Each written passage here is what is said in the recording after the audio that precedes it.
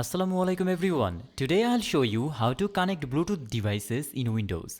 If you are new here, don't forget to hit that subscribe button for more quick tech tutorials from Mr. TechFox. First, click on the Start menu and open Settings by clicking the gear icon.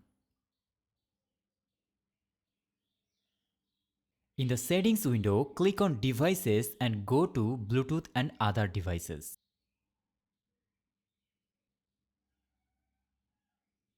Now click on Add Bluetooth or other device at the top and a new window will pop up.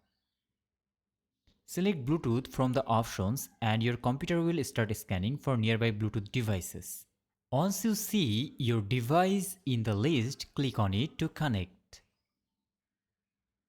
You may need to confirm a pairing code or PIN if prompted.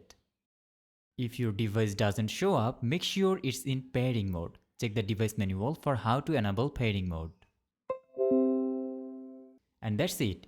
You have successfully connected your Bluetooth device to Windows. If you found this helpful, don't forget to subscribe this channel and also don't forget to hit that like button. See you next time.